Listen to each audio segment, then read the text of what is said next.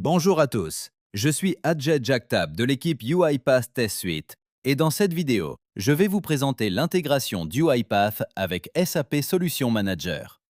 Maintenant, avant de voir la démonstration, j'aimerais vous parler brièvement du flux global du fonctionnement de l'intégration.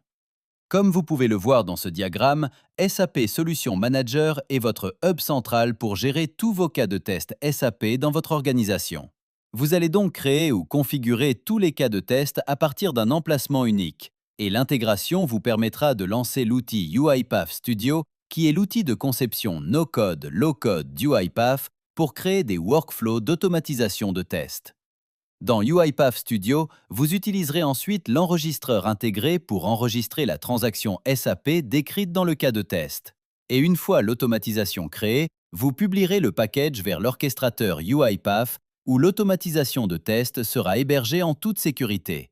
Simultanément, cela lirait automatiquement, ou en fait, cela lirait automatiquement l'automatisation avec le gestionnaire de test pour la traçabilité et la visibilité.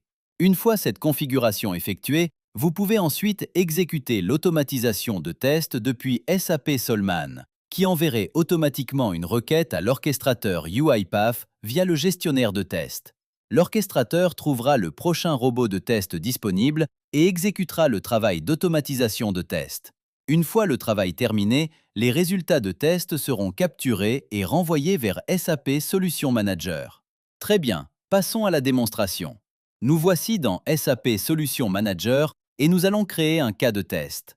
Nous allons donc créer un cas de test. Vous savez, entrez le nom de la configuration de test. Nous pouvons sélectionner l'outil ou l'outil de test comme UiPath. Nous allons donner un nom à un script, puis l'enregistrer comme objet local pour cette démo. Sur le même écran, vous remarquerez qu'il y a un bouton de lancement d'UiPath qui ouvre UiPath Studio.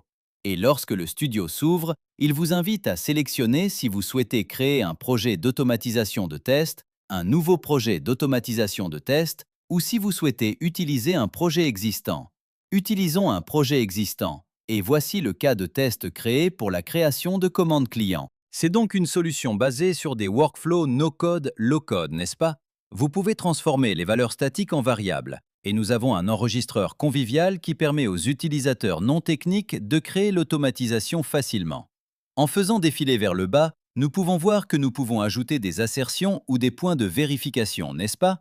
Et ensuite, une fois l'automatisation créée, nous pouvons définir ce cas de test comme publiable et le publier sur l'orchestrateur. Et en quelques secondes, lorsque j'appuie sur Suivant et Publier, il sera publié dans l'orchestrateur.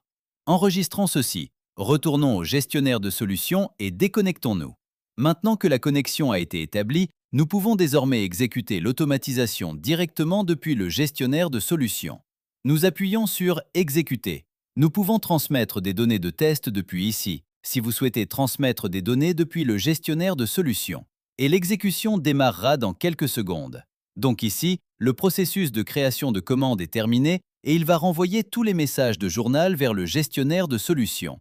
Vous pouvez approfondir les journaux et voir les résultats, n'est-ce pas? Vous pouvez également aller vérifier le journal de l'outil de test. Cela vous donnera des informations de journal beaucoup plus complètes. Mais la bonne chose à ce sujet est qu'il synchronise également tous ces résultats de test avec le gestionnaire de test UiPath.